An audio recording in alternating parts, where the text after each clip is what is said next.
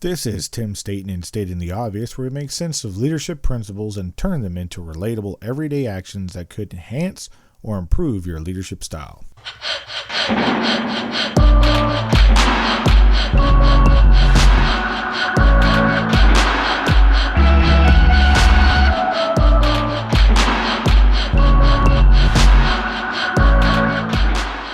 This is the first part in a 6-part episode of team building, with the fourth part coinciding with our YouTube live session at the end of July. Actually, the last week's episode, that episode will be about productivity and tools. So what I mean is, the last week of July, that episode coincides with productivity and tools. And our special guest has years of experience in the corporate world and one of the most productive people that I know.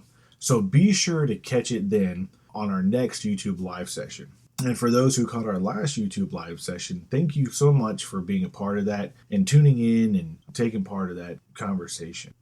Now, for this episode, we will be talking about trust in teams. It's the first episode in the mini-series because it's the most important and foundational element in team building. It's the foundational layer that brings everyone together on a common level. No matter who you are or where you come from, trust has to be established when building a team. Let's take a look at it from a sports perspective for a moment. If you're on a basketball team, then you expect each player to do their best and trust that everyone is doing what they need to do to prepare for their game. Eating healthy, exercising, working out, conditioning, studying the players and studying their opponents, and the teams that they're going to come up and play against. Also making sure that they're taking care of themselves on the off season, making sure they live up the ethics and values that they're supposed to, not getting in trouble or arrested, so that way the rest of the team can rely on them to come back, play again. But that is more of advanced view, but still kind of basic. I want you to think about trust this way.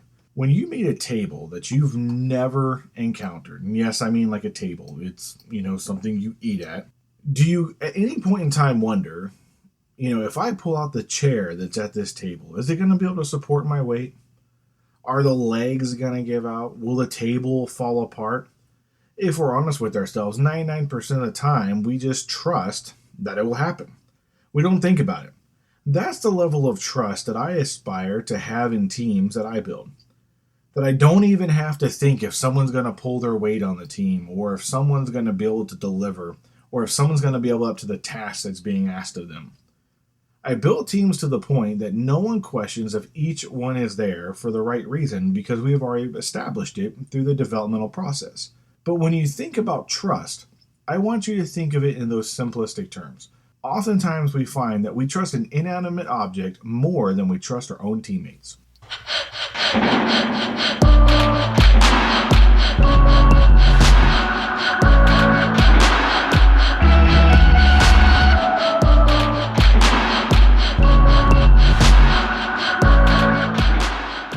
This is the part where we take a break from talking and make a couple of plugs and ads and ask you a few things of you. First, for those of you who checked out this podcast, I want to say thank you. So Smoke in the City, thank you for your 5-star review on iTunes and your comment. I'm glad that you liked the episode and it could be useful for you that week. I would ask, though, if you could please share this show with one other person who you might think would like it. And if you haven't subscribed to this podcast, please do so and rate us. It helps us keep the show visible on iTunes and on Podbean, where people can see it if they're not already knowing about us. And, they can give them the opportunity to listen and participate in the conversation, and then they can subscribe too. So thank you for sharing it this week with one other person.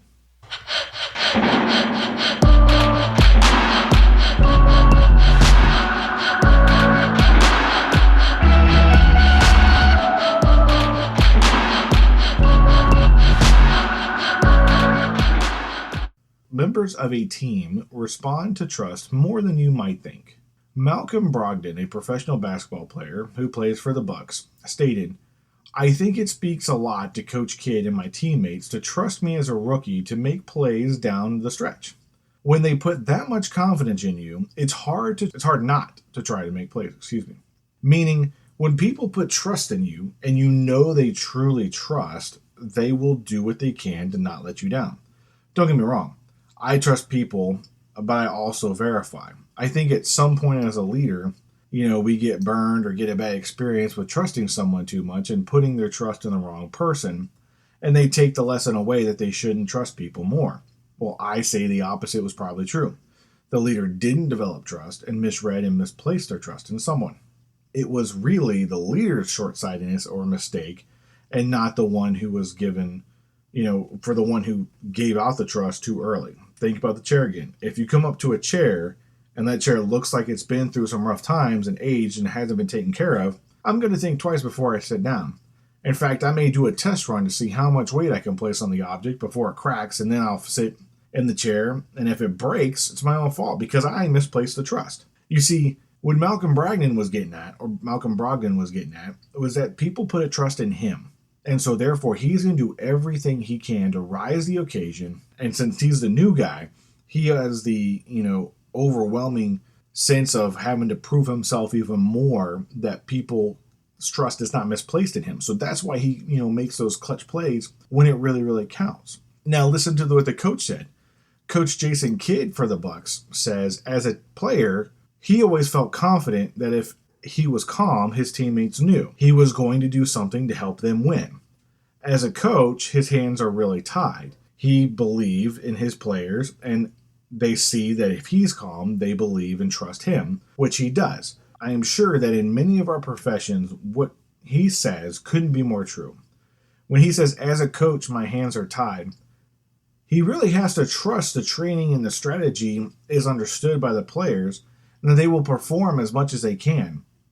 And I'm sure they do, and he does trust them because, after all, they're high-paying and highly skilled professionals playing basketball. But think about it as it applies to your profession.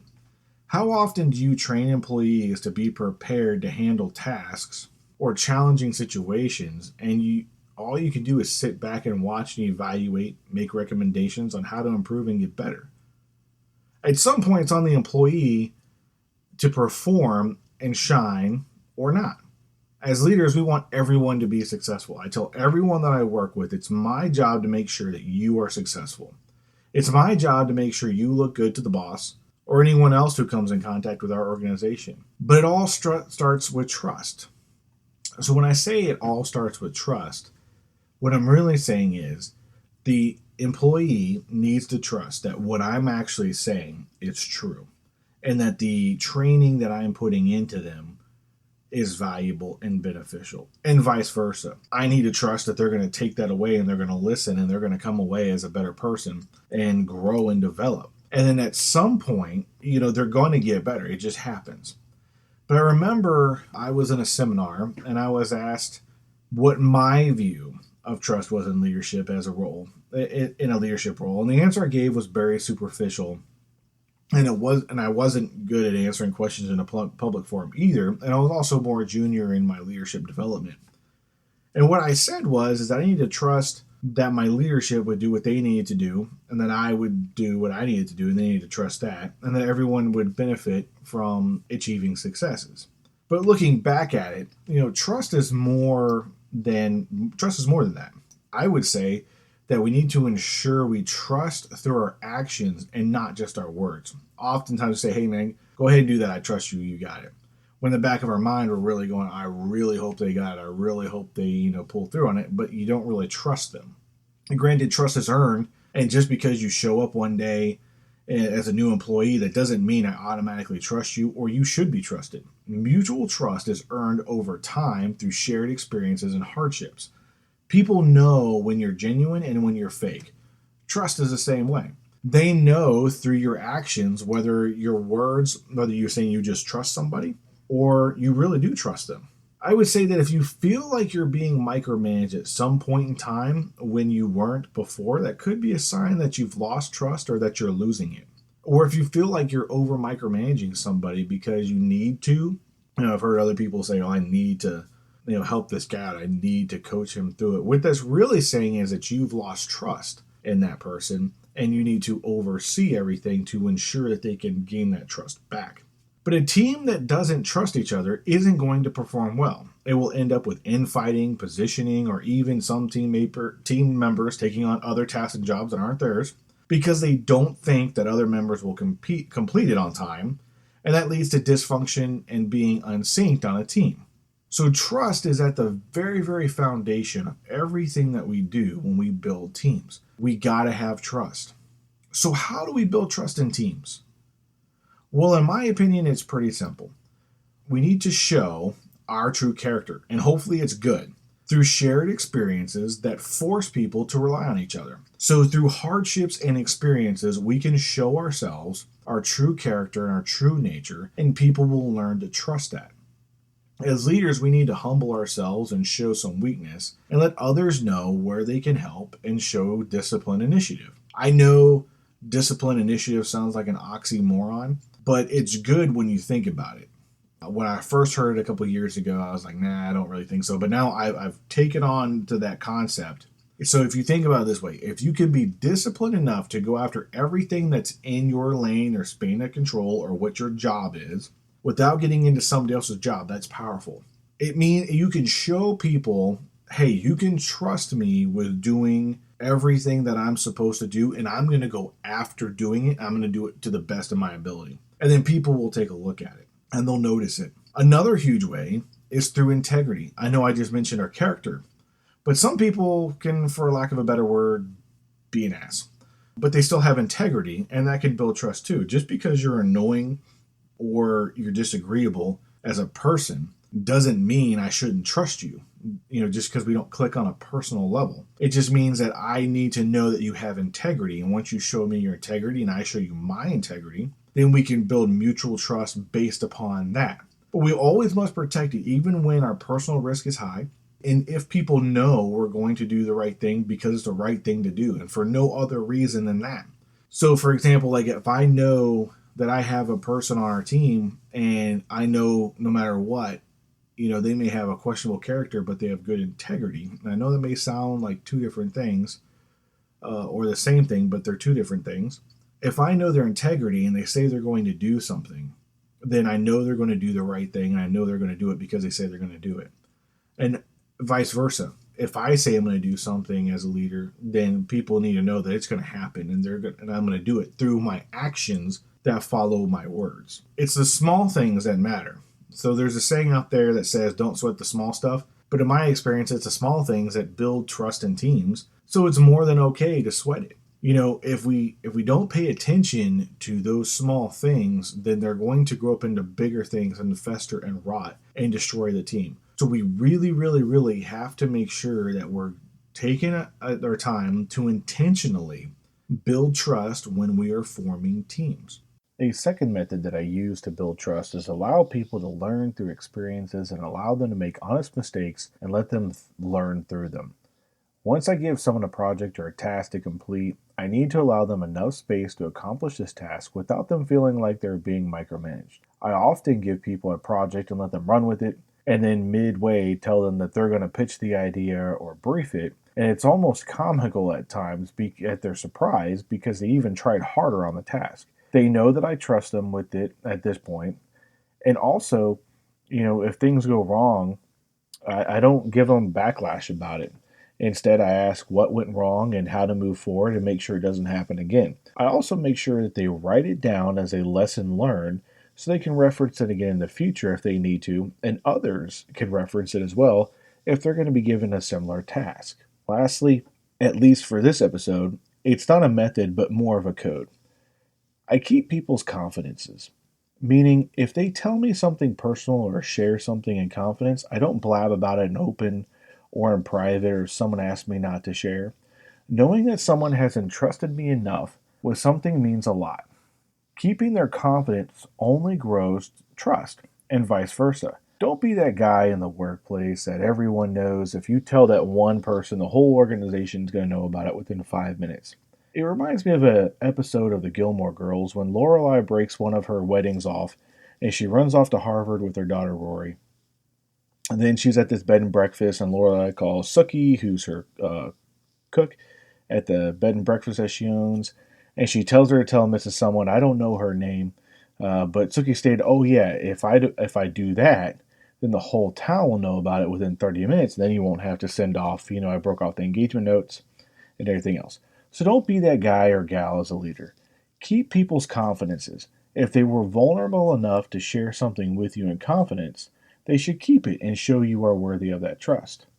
To recap, a way to build trust when building teams is to show your high level of character integrity, let people learn through experiences, create shared experiences that both you and other teammates will go through that require you to lean on each other and trust each other. And lastly, keep private stuff private. If they shared it with you in confidence, they meant it to be confident. Thank you for listening to today's episode of Tim Stating the Obvious, where we talked about developing trust when building teams. I would like to ask one more thing if I could. Please subscribe and comment and share this podcast with one or two people that you think that might like the show and provide some feedback to help generate discussion on the subject. I would like to end with this in mind. I am very interested in hearing about you and your experiences and your stories to keep the discussion going. It's about how you and we can grow together and share ideas. You can do this by visiting the Podbean site and commenting on this episode, or you can go to iTunes or the Google Play Store and leave a comment there. Another way to also generate a discussion is I'll post this episode on our Facebook page, Tim Stating the Obvious, and you can make comments on there. It's open to the public. You don't need to subscribe or anything else to that. But if you do like the page, you'll get all the updates when they come out. I really hope that you enjoyed this episode and come back for another one. I'm Tim Staten, stating the obvious.